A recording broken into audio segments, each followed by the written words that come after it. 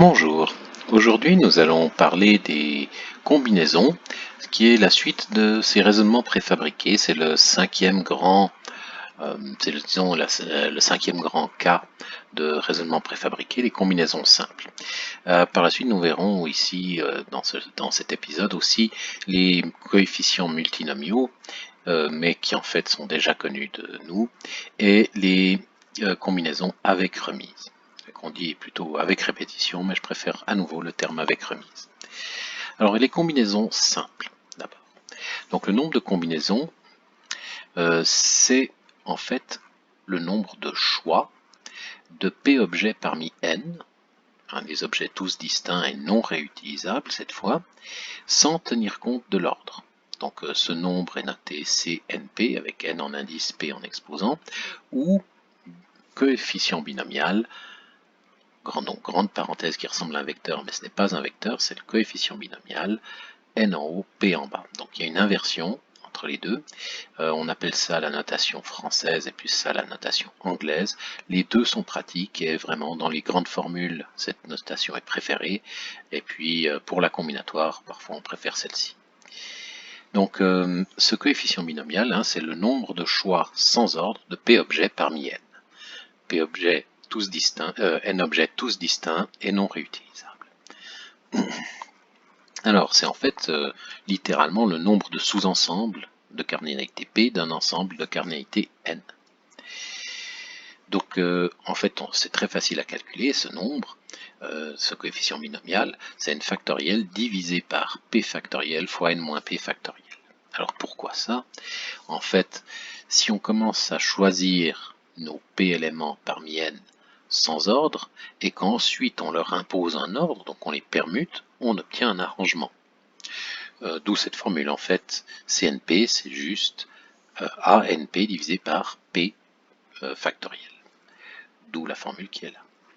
Alors par exemple, pour bien saisir la différence entre ces arrangements, combinaisons, etc. Alors un exemple assez simple. Considérons un parti politique qui est formé de 10 députés et 7 sénateurs. Ce sont leurs élus, les élus sont 10 députés et 7 sénateurs, et ce sont ces élus qui dirigent le parti. Alors nombre de comités de 5 personnes, donc un comité pour diriger le parti, c'est une association, donc il faut un président, un vice-président, un trésorier, un secrétaire et un porte-parole, disons. Donc il nous faut 5 personnes, mais qui vont remplir des fonctions différentes. Alors le nombre de comités que l'on peut former avec ces 17 personnes, c'est A17 5, donc 742 560. Maintenant, si le comité, maintenant il y a une précision, le comité doit avoir un sénateur comme président et un député comme vice-président. À ce moment-là, il faut choisir le sénateur, cette possibilité, puis le vice-président, parmi les députés, 10 possibilités, et pour les 3 autres postes restants au sein du comité, il suffit de choisir 3 personnes dans l'ordre parmi les 15 personnes restantes. Donc, ce qui nous fait 31 850 possibilités. Oui, on suppose qu'il n'y a pas de cumul des mandats ici. Maintenant, si on s'intéresse simplement à une commission, donc une commission, il n'y a pas de place définie, c'est simplement un groupe d'études, des gens qui vont discuter ensemble. Donc le nombre de commissions, cette fois de 5 personnes, c'est du C17,5, donc 6188 possibilités, et il n'y a pas donc de préférence entre ces personnes-là, il n'y a pas de poste. Maintenant, si la commission doit comporter 2 sénateurs et 3 députés, alors il nous faut choisir 2 sénateurs parmi les 7 et 3 députés parmi les 10. L'ordre ne compte pas, peu importe puisque les postes sont tous identiques, donc ça nous fait C72 fois C103, ce qui nous fait 2520 possibilités. Finalement, si le comité doit avoir 2 sénateurs et 3 députés, donc cette fois on remet de l'ordre, on parle de comité, donc les postes sont différents, donc on peut faire la chose suivante. On peut choisir nos 2 sénateurs, choisir nos 10 députés et ensuite permuter entre ces 5 personnes les places. Donc ça fait du C72 multiplié par du C103 multiplié par les permutations de 5 personnes, donc 302 400 possibilités. Donc même pour un problème avec ordre, on peut souvent passer par un problème sans ordre auquel on remet l'ordre par la suite. Sur les calculatrices, bien sûr, pour calculer le nombre de combinaisons simples, il y a une touche, souvent notée NCR. Alors c'est la seconde fonction de la touche 8, sur les TI-30 Echo. Sur les TI-30 scientifiques, c'est dans le menu PRB comme d'habitude. Et sur les Casio, c'est la seconde fonction de la touche diviser. Alors je vous propose un petit problème, un problème de loterie à numéros. Donc là j'ai pris donc une loterie quelconque, hein, c'est pas tout à fait une vraie loterie comme l'euro-million ou de ce genre de choses, parce qu'elles sont un peu plus difficiles à modéliser, hein, c'est faisable. Vous avez toutes les connaissances pour modéliser l'euro-million, mais si vous allez regarder le règlement de l'euro-million, le règlement est long, et les cas, qui gagne quoi, quel est le vainqueur, etc. Enfin, il y a 13 rangs différents de gains, donc c'est un peu long à faire. Donc je vous propose une version simplifiée, une loterie à numéros, où il faut cocher 6 numéros parmi 50. Donc le gagnant de premier rang, c'est celui qui a 6 bons numéros, deuxième 5 bons numéros, troisième 4 bons numéros, quatrième 3 bons numéros, et perte, aucun gain, s'il y a 0, 1 ou 2 bons numéros. Alors ce qu'on veut ici, c'est déterminer le nombre de grilles, ainsi que le nombre de grilles pour chaque rang.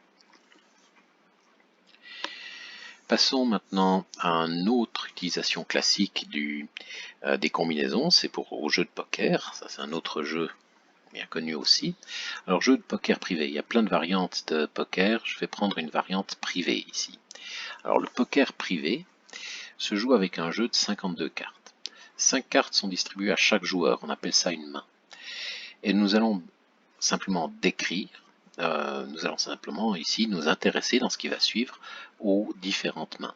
Alors nous allons décrire d'abord le jeu, comment il est construit, le jeu de 52 cartes et les différentes combinaisons au poker. Alors un jeu de 52 cartes, un classique, se répartit en 4 familles. 4 familles qui ont chacune 13 cartes, pique, cœur, carreau et trèfle. Ces familles sont aussi appelées couleurs, alors c'est un faux ami puisque ce n'est rien à voir avec la notion de couleur. Si vous avez déjà vu un jeu de cartes, vous savez que pique et trèfle sont noirs et que cœur et carreau sont rouges. Alors les cartes elles-mêmes sont aussi réparties en 13 forces. As, 2, 3, 4, 5, 6, 7, 8, 9, 10, valet, dame, roi. Et il y a une carte de chaque famille dans chaque force. Alors ça, c'est le jeu classique à 52 cartes. Il y a plein de versions différentes. Vous connaissez probablement le tarot, qui est très différent. Il y a un cavalier en plus, donc 14 cartes. Il y a en plus tous les atouts, dont l'excuse. Donc ça fait 22 cartes supplémentaires. Donc la structure est très différente. Donc là, on va s'intéresser donc à un jeu de 52 cartes classique. Et si vous connaissez certains jeux à 36 cartes qui existent aussi, il existe des jeux à 36 cartes, c'est-à-dire on supprime les cartes 5, 4, 3, 2, il reste As, 6, 7, 8, 9, 10, valet, dame, roi. Donc ça existe aussi. Et pire encore, il y a des jeux, par exemple des jeux allemands, où cœur et carreau, trèfle et pique sont bien 4 couleurs différentes et pas 2 couleurs appelées faussement famille, enfin couleurs. C'est-à-dire par exemple le cœur est rouge, ça c'est normal, le carreau est bleu, le pique est vert, le trèfle est vert et puis le pique lui est noir. Donc il y a plein de possibilités différentes, différents jeux qui existent. Donc on va juste, pour ce qui va suivre, se baser sur ce jeu-là. Alors, l'As, en fait, c'est la seule carte mobile du jeu. Elle peut aussi bien être considérée inférieure au 2 que supérieure au roi. Alors, il y a plusieurs jeux de ce type-là. Il y en a d'autres pour lesquels là c'est toujours inférieur, d'autres pour lesquels là c'est toujours supérieur. Mais au poker, il est un peu mobile en fait. Alors, les combinaisons au poker. Donc les combinaisons différentes mains qui valent quelque chose en fait. Il y a une paire, c'est-à-dire 2 cartes de la même force. Il y a aussi avoir 2 paires. Et 2 paires, c'est avoir 2 cartes de la même force et aussi 2 cartes d'une autre même force et une troisième carte qui fait rien du tout à l'affaire. Brelan, c'est 3 cartes de la même force, par exemple 5, 5, 5, Une suite, c'est 5 cartes de force décroissante, par exemple roi de cœur, dame de pique, valet de carreau, 10 de cœur, 9 de carreau. Une couleur, c'est 5 cartes de la même famille, alors as de cœur, dame de cœur, 10 de cœur, 7 de cœur, 8 de cœur. Je ne sais pas si j'ai dit le bon nombre, mais enfin vous voyez l'idée. Un full, c'est un brelan et une paire, donc on a 3 rois par exemple et 2 10. Ça c'est un full au roi par les 10. Le carré c'est 4 cartes de la même force, donc on a tous les rois par exemple. Et la quinte flush, c'est la suite qui est une couleur, c'est-à-dire c'est par exemple 10 de cœur, 9 de cœur, 8 de cœur, 7 de cœur, 6 de cœur. Voilà, ça c'est la quinte flush. Alors, un petit problème pour vous, pour utiliser donc ces combinaisons. On donne des mains de 5 cartes, d'un jeu de 52 cartes, et on va se poser la question suivante. Combien de mains ont exactement un roi? Combien de mains ont exactement 2 rois? Combien de mains ont exactement un roi et 2 as? Combien de mains ont au moins un as? Combien de mains ont exactement un roi et au moins 2 as? Et la plus difficile pour la fin, combien de mains ont au moins un cœur et au moins un as? Cette dernière, oui, est vraiment la plus difficile. On s'y perd un peu, on risque de compter les choses plusieurs fois. Essayez, c'est assez drôle finalement. Et un problème de plus, pendant qu'on y est, déterminer le nombre de mains pour chaque combinaison. Puisqu'on a parlé des combinaisons au poker, essayons de savoir quels sont le nombre de mains, donc entre autres les probabilités de gagner. Alors, quelques propriétés des combinaisons simples, qui sont assez faciles et très importantes en fait en mathématiques. D'abord, une propriété stupide, choisir aucun objet parmi n, il y a une seule façon de le faire, et choisir tous les objets parmi n, il y a une seule façon de le faire aussi. Deuxième propriété, choisir p objets parmi n, c'est en exclure n-p. Donc si on remplace le mot choisir par le mot exclure, choisir n-p objets, c'est la même chose que choisir p objets. Donc il y a une symétrie au sein des combinaisons. Une autre propriété assez amusante, c'est la somme de toutes les combinaisons, la somme de p égale 0 jusqu'à n de CNP, donc ça nous ferait CN0 plus CN1 plus CN2 plus CN3, etc. jusqu'à CNN, c'est en fait 2 puissance n. Alors ça c'est assez facile à voir, mais il y a une autre démonstration encore plus intéressante, mais c'est tout simplement, on verra. On va en discuter dans un instant.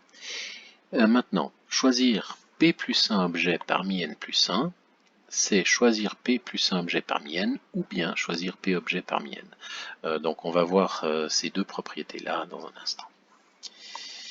Alors, bon, les deux premières propriétés sont immédiates. Alors la troisième, allons-y. La troisième, remarquons qu'en fait, c'est le CNP.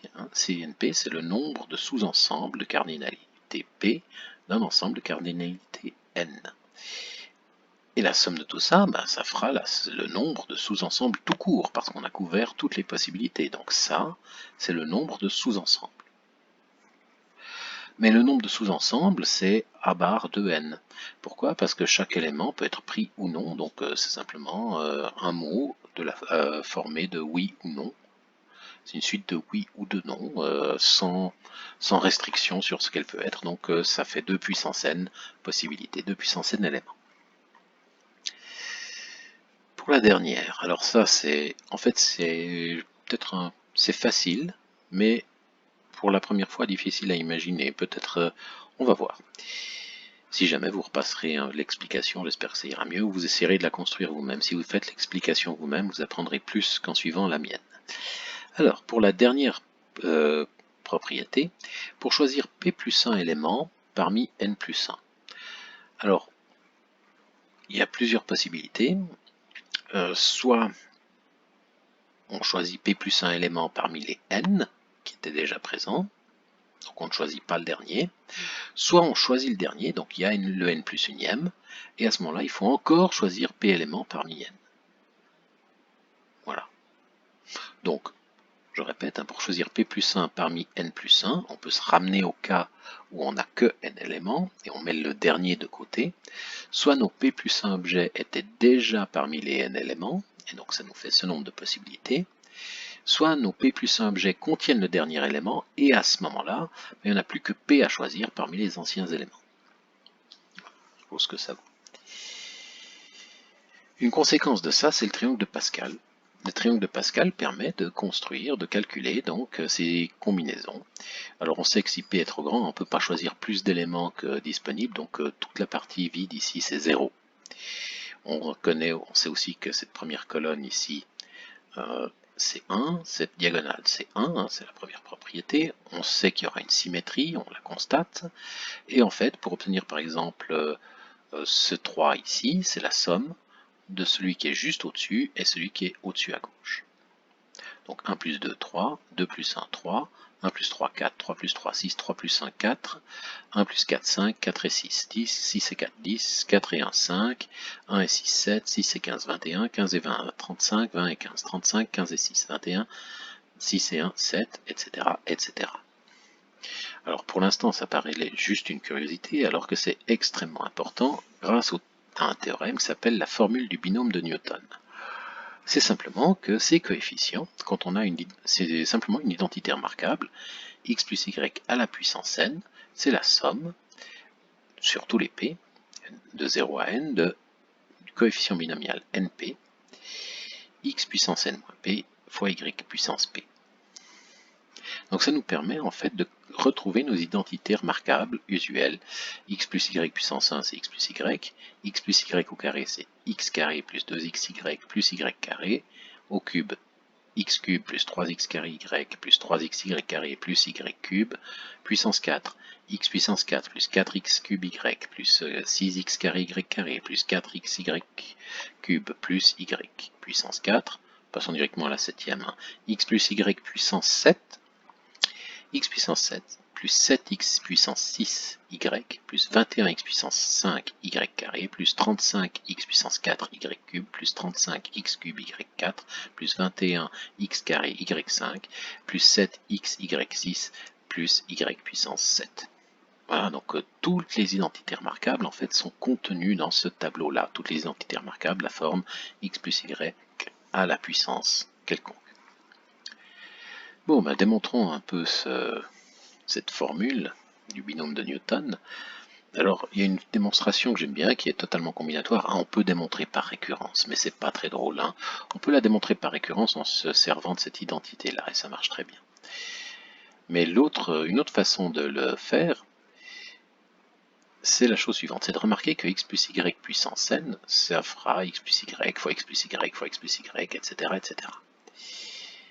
Donc, quand on développe cette chose-là, ça nous fait une somme de puissance de x et de puissance de y. Mais ces x, ils proviennent tous de certains groupes là-dedans, et tous les autres groupes ont donné y.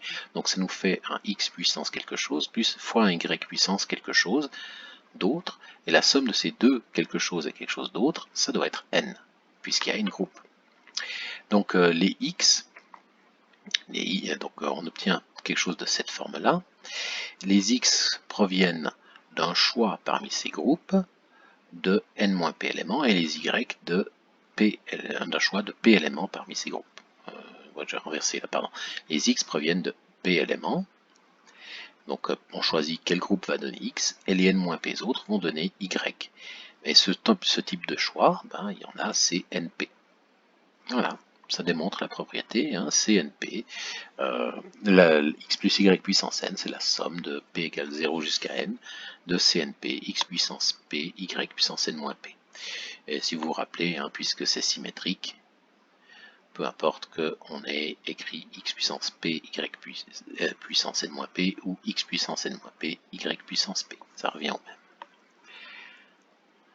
Alors, chaque monôme aussi, on peut voir ça autrement. Donc, on voit de la même façon, mais on peut réécrire ça différemment. Pour recomprendre cette preuve, chaque monôme, donc x puissance p, y puissance n moins p, provient d'un mot de longueur x en x et y. De longueur n pardon, en x et y. Et on doit avoir p fois exactement la lettre x. Pour obtenir ça, pour obtenir un tel mot, il suffit de choisir la place des x parmi les n positions, et ça nous fait ces np possibilités. C'est donc aussi un anagramme. C'est l'anagramme du mot xxxxx où il y a xp qui suivent et yyyy où il y a n-p y qui suivent. Ça va être important après. Les anagrammes, dans ce cas-là, on sait ce que ça donne, c'est les permutations avec répétition. Une autre preuve, on peut la faire par récurrence. Donc, si vous voulez, je vous laisse la lire. C'est une preuve qui fait simplement usage de cette formule-là, puis c'est réglé. Et il faut mettre de côté différentes étapes. Il y a des étapes extrêmement simples qui consistent à mettre de côté les bouts de la somme parce qu'ils nous embêtent. Et puis, une fois qu'on a terminé, on peut les remettre. Par exemple, quand même une difficulté, c'est l'extrémité, par exemple le terme qui correspond à x puissance n plus 1. Là, il y a le coefficient CNN qui vaut 1, et il devient Cn plus 1 qui vaut 1 aussi. Donc, la même chose de l'autre côté pour le plus petit coefficient. Alors, généralisons un petit peu cette chose-là.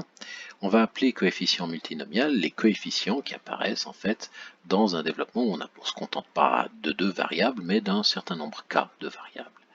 Donc, on a x plus 1 jusqu'à x plus k à la puissance n, qui peut se développer en une somme de cette forme-là, et le coefficient ici s'appelle le coefficient multinomial. Alors comment on peut le calculer? Exactement ce qu'on a fait tout à l'heure, et on se rend compte que ces coefficients multinomiaux, ce sont juste des permutations avec répétition. Voilà, rien de plus. Et nos coefficients binomiaux, en fait, sont des cas particuliers de coefficients multinomiaux. Ça change juste un peu la notation, mais c'est la même chose. Un petit problème, beaucoup plus simple, qui ne réclame pas tout ça, mais un tout petit problème comme ceci pour terminer. Nous nous retrouvons dans une ville américaine, c'est-à-dire les rues sont à angle droit, il y a les rues et les avenues. Vous savez, il y a dans un sens les avenues, dans l'autre c'est les rues, je ne sais plus exactement qui est quoi. Maintenant, il y a des rues qui vont d'est en ouest, d'autres du sud au nord. Et maintenant, on veut se déplacer de l'hôtel, ici, au stade. Alors, question, combien de chemins y a-t-il qui mènent de l'hôtel au stade? Alors, on pourrait choisir un chemin qui passe par là, voilà, hop. Mais il y en a combien en tout? Telle est la question. Et puis, il y a un lieu touristique, le Capitole, sur le passage. Alors, on aimerait peut-être savoir combien de chemins passent par ce lieu touristique. Passons maintenant, dernière généralisation, aux combinaisons avec remise. Alors les combinaisons avec remise, qui sont appelées dans la littérature combinaisons avec répétition, mais ce sont exactement les analogues des arrangements avec remise. Alors le nombre de combinaisons avec remise, c'est bien un choix de P objets parmi n, sauf que les n objets sont réutilisables. Alors les combinaisons avec remise sont souvent notées C bar NP, ou même encore plus souvent gamma NP. Gamma c'est le C, c'est la troisième lettre de l'alphabet grec, d'où le terme. Alors, choisir P objets parmi n sans ordre, avec une possibilité de choisir plusieurs fois les mêmes objets, ça nous donne en fait ce nombre-là. On peut le calculer simplement comme un coefficient binomial. C'est en fait un CNP, mais c'est pas le même P. Alors la preuve est assez jolie, assez intéressante et peut-être parfois difficile à comprendre, mais franchement c'est un joli raisonnement. Alors considérons que les objets choisis ce sont les entiers de 1 à n. Je leur mets juste l'étiquette, ce sont les entiers de 1 à n. Alors à tout choix de P d'objets parmi eux, avec remise, correspond une suite croissante de longueur P et à valeur dans cet ensemble. Alors pourquoi une suite croissante? Choisir les objets sans ordre ou choisir une suite croissante, ça revient au même. Leur imposer un ordre prédéfini et donc ignorer tous les autres ordres possibles, ou les choisir sans ordre, ça revient au même. Donc on peut voir ça comme le choix d'une suite croissante qui a une longueur P, donc on va faire P choix si on veut, et qui a des valeurs de 1 à n. Alors, par exemple, un choix sans ordre. Un choix sans ordre de 11 objets parmi les entiers de 1 à 9. Voici cette suite, 1, 2, 4, 5, 5, 1, 2, 2, 7, 4, 9. Voilà. Alors ce choix-là est totalement arbitraire, alors je vais lui remettre de l'ordre, enfin je vais lui imposer d'aller dans l'ordre croissant, ce qui nous donne la suite 1, 1, 2, 2, 2, 4, 4, 5, 5, 7, 9. Voilà, c'est la même chose, hein, que je choisisse spécifiquement des suites de cette forme-là, ou que je choisisse sans ordre, sans tenir compte de l'ordre, ça revient au même. Alors maintenant, bon, ça ne nous arrange pas vraiment encore, parce qu'il y a des choses qui manquent là-dedans. Donc ce qu'on va faire, puisqu'il y a des termes qui manquent, on va les rajouter. En augmentant donc l'occurrence de chaque entier dans une suite comme ça, de 1, on va obtenir une suite qui a de longueur p plus n, parce que les n éléments, ici les chiffres de 1 à 9, vont tous apparaître une fois de plus. Donc à la place de 1, 1, on va voir 1, 1, 1, à la place de 2, 2, 2, on va voir 2, 2, 2, 2, place de aucun 3, on va avoir 1 et un seul 3. À la place de 4, 4, on aura 4, 4, 4. Place de 5, 5, 5, 5, 5.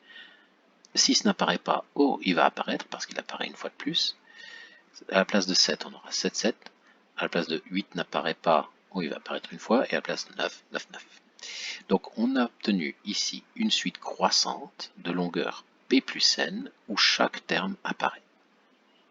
Chaque élément apparaît au moins une fois. Si on regarde bien, il y a des séparations. Alors, je ne sais pas si ça se voit, mais les virgules ici sont en rouge quand il y a une séparation.